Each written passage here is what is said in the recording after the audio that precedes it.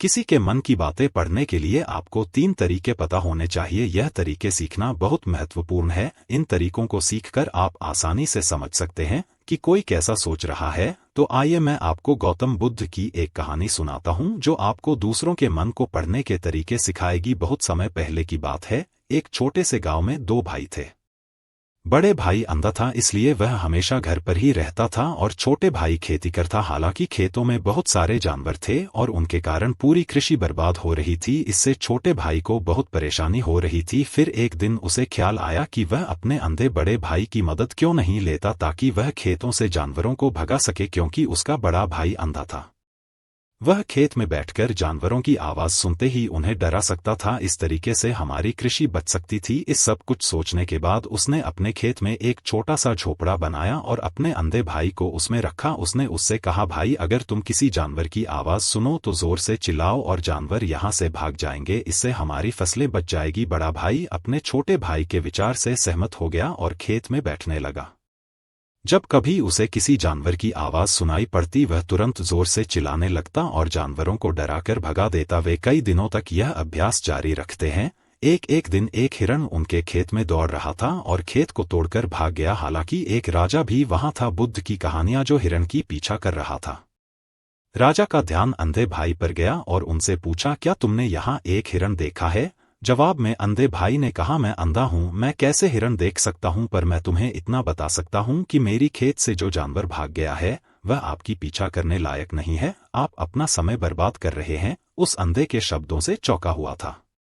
उसे आश्चर्य हुआ कि अंधा यह कैसे कह सकता है कि जो हिरण मैं ढूंढ रहा हूं वह पीछा करने लायक नहीं है। तब राजा ने अंधे से कहा, क्या तुम मुझसे झूठ नहीं बोल रहे? एक और तुम कहते हो कि तुम अंधा हो और दूसरी ओर तुम यह दावा करते हो कि वह जानवर जो यहाँ से भाग गया है मेरे पीछे पड़ने के लायक नहीं है। फिर अंधा भाई ने कहा, ओ राजा, वह प्राणी जिसे तुम हिरण समझ रहे हो वह वास्तव में हिरण नहीं है। वह एक मादा हिरण है और मेरे ज्ञान के अनुसार वह गर्भवती है। मैंने कभी सुना नहीं है कि कोई राजा एक गर्भवती मादा हिरण की शिकार करता है। इसलिए मैं तुम्हें यह कह रहा हूं कि वह तुम्हारे पीछे पड़ने के लायक नहीं है। तुम्हें उसकी पीछा करने में अपना समय बर्बाद नहीं करना चाहिए। यह सुनकर राजा और भी हैरान हुआ। उसे समझ में नहीं आया कि अंधा यह कैसे जान सकता है कि वह गर्भवती मादा हिरण है। उसने सोचा कि कैसे एक अंधा यह जान सकता है मैं जिस हिरण की शिकार कर रहा हूं वह क्या गर्भवती है या नहीं। इस अद्भुत अंधे का इतना आत्मविश्वास के साथ कैसे कह सकता है?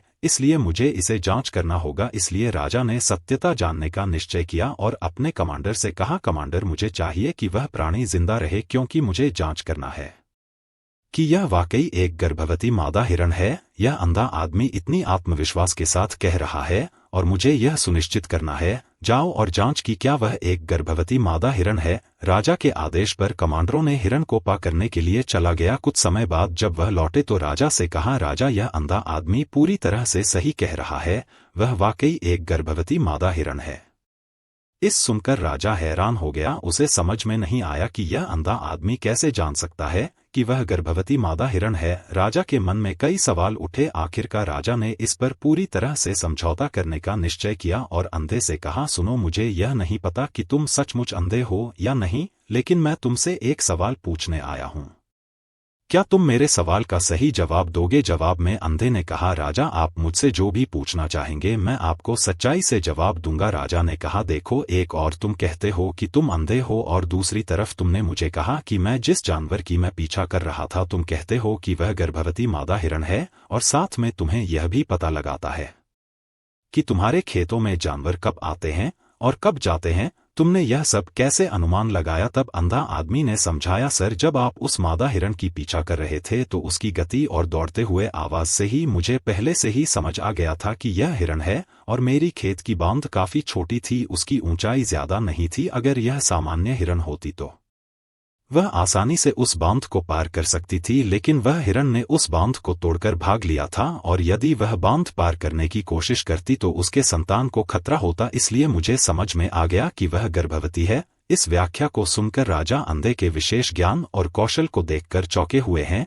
वह समझता है कि यह व्यक्ति अंधा होने के बावजूद अनूठी जानकारी और क्षमताओं से संपन्न है। राजा इसका लाभ उठाने का निश्चय करता है और अंधे से एक और सवाल पूछता है, राजा कहते हैं, तुम बुद्धिमान हो और तुम्हारी कई बातों की गहरी समझ लगती है। ओ राजा, मेरे लिए इस सवाल का उत्तर देने के लिए तुम्हें अपनी माँ के पास जाने की कोई आवश्यकता नहीं है। मैं अभी बता सकता हूँ कि तुम किसके बच्चे हो, लेकिन उससे पहले मैं चाहता हूँ कि तुम मुझसे वादा करो कि तुम मुझसे गुस्सा नहीं करोगे। राजा कहता है, हाँ मैं वादा करता हूँ कि मैं गुस्सा नहीं करूँगा। फिर आदमी जवाब देता है, ओ राजा, मैं तुम्हें बताने की आवश्यकता नहीं है कि तुम सचमुच अपने पिता के बच्चे हो। मैं तुम्हें अब बता दूं कि तुम मेरे स्वामी राजा और परमेश्वर के पुत्र हो। मैं वादा करता हूं कि मैं आपसे गुस्सा नहीं होऊंगा। फिर अंधा राजा से कहता है, तुम सचमुच अपने पिता के बच्चे हो, लेकिन तुम एक कंजूस व्यापारी की छाया में भी हो। यह सुनते ही राजा बहुत खुश हो जाता है और तत्काल अपनी माँ के पास जा जाता है। उससे कहता है, माँ कृपया मुझे सच बताओ, क्या मैं सचमुच अपने पिता का बच्चा हूँ या किसी अन्य का? अगर तुम मुझे सच नहीं बताओगी तो मैं यहाँ ही अपनी जान दे दूंगा। मुझे सच बताओ, क्या है? राजा की माँ कहती है, पुत्र तुम सचमुच अपने पिता का बच्चा है, लेकिन तुम एक कंजूस व्यापारी की छाया में भी हो। जब मैं नहाकर अपनी आवश्यकता अनुसार देख रही थी तो मैंने तुम्हारी ऊपर कंजूस व्यापारी की छाया देखी। यह सुनते ही राजा बहुत खुश हो जाता है और तत्काल ही अंधे के पास लौटता उससे पूछता है, तुमने कैसे जान लिया कि मेरी ऊपर कंजूस व्यापारी की छाया थी? अंधा जवाब देता है, ओ राजा, आप मुझसे कई सवाल पूछते हैं और मैंने सभी के सही उत्तर दिए हैं। अगर आप कोई अन्य राजा होते तो मैंने अब तक कई पुरस्कार प्राप्त कर लिए होते, लेकिन आपने मुझे कुछ नहीं दिया। मैंने अब तक एक भी पैसा नहीं लिया है, इसी से मैंने अनुमान लगाया कि आप बहुत कंजूस है। यह सुनकर राजा हंसते हुए कहता है, जो भी तुम मांगो मैं जरूर दूंगा, लेकिन मुझे बताओ तुम कैसे जान लेते हो क्या सही है और क्या गलत, और तुम इतने सटीक और निष्कलंक उत्तर कैसे दे सकते हो? अंधा आदमी कहता है, ओ राजा, मैं प्राकृतिक रूप से अंधा हूँ। अगर मेरी आंखें होती तो मैं किसी के विचारों को आसानी से समझ सकता। मन का अपनी भाषा होती है और इस भाषा को किसी के शरीर की क्रियाओं में देखकर समझा जा सकता है। व्यक्ति की आंखों, होठों, काम करने के तरीके और उनकी गतिविधियों को देखकर हम समझ सकते हैं कि उसके मन में क्या चल रहा है। इस पर आधारित हम किसी की विचारों को जान सकते हैं, लेकिन मैं अंधा हूं, इसलिए मुझे क्रियाओं के माध्यम से जानना पड़ता है।